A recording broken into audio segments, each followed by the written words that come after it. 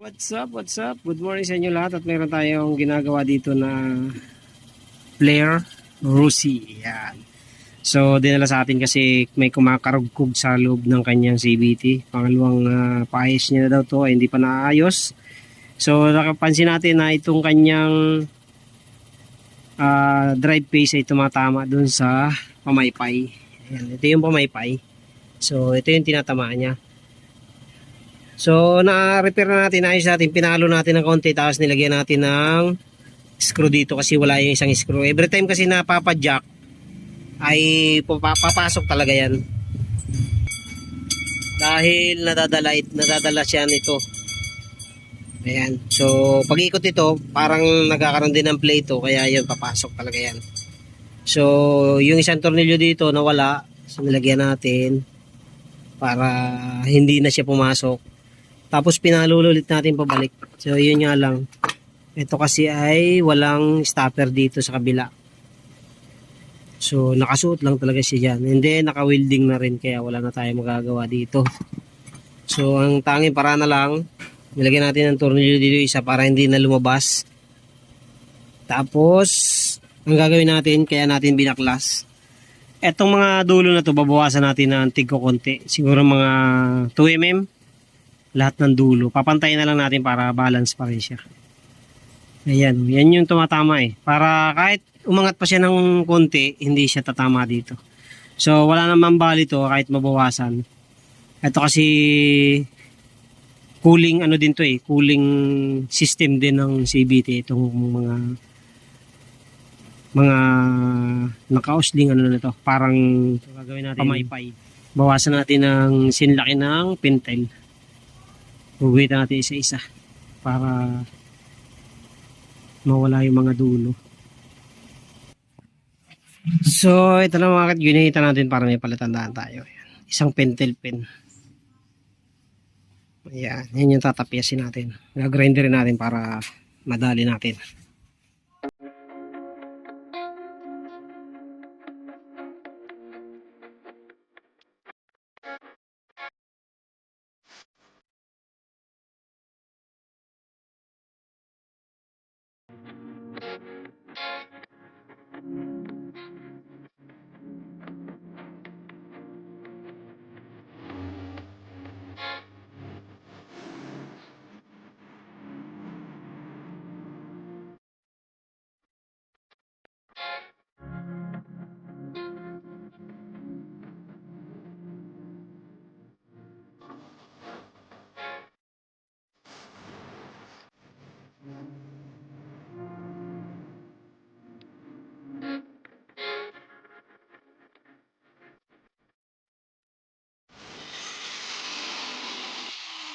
So, ito na mga kalito. Natanggal na natin yung mga dulo. Yan kasi yung tumatama eh. Para kahit umadjust siya ng konti ulit, hindi na siya tatama yan. Okay, salpak na natin. Okay na yan. So, pantay-pantay naman yan. Kaya walang magiging problema dyan. Okay, so install ulit natin. Silipin nga muna natin yung bola niya. Kung gusto nito.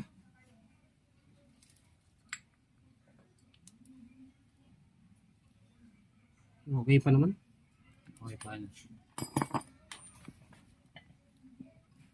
So, okay pa naman mga kadito kanya mga fly ball. Grabe liit pala ng slider piece dito. Cute ng slider piece.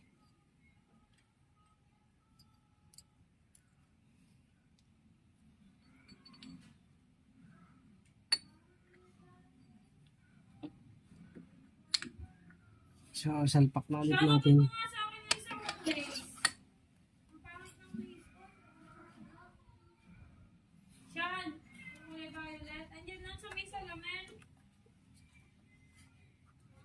Okay.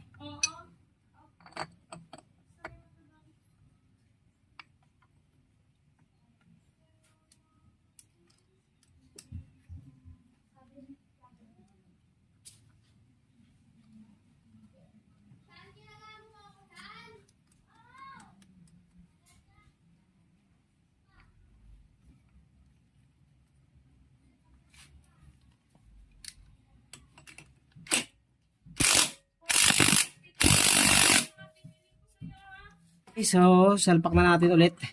Ang problema pa nitong isa, yung pagsalpak, medyo mahirap.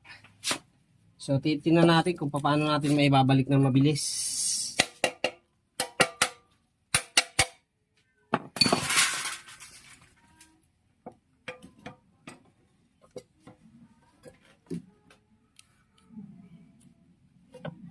So,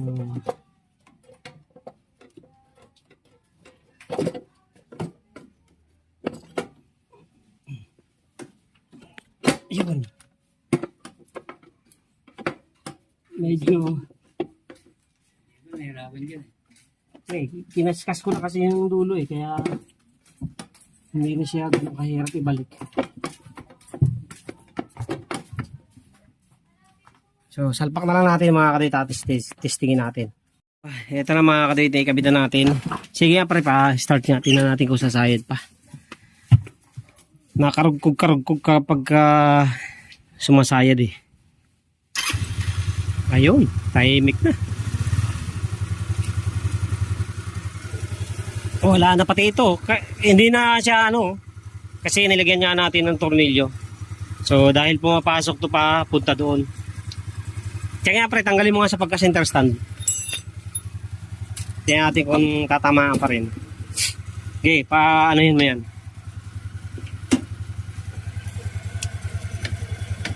Ayun. Sige, anohin mo nga. Rev mo nga ng konti.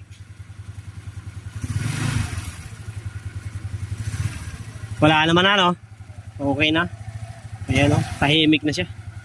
So next natin gagawin ay itong tambutso niya kasi nabali daw Patay mo nga pre. Nabali. So ang problema natin, hindi ko alam kung kayang tanggalin to. Kaya magandang remedyo dito. Mayroon pa naman isa dito mga kapatid. Papasakan natin ng tornilyo rito. Tapos eto kasi wala akong pang extract. Nasa loob na Malalim Malalim. May tanggalin to. But kailangan dito drill na maganda-ganda Tingnan natin kung may drill tayong maganda-ganda dyan. So subukan natin.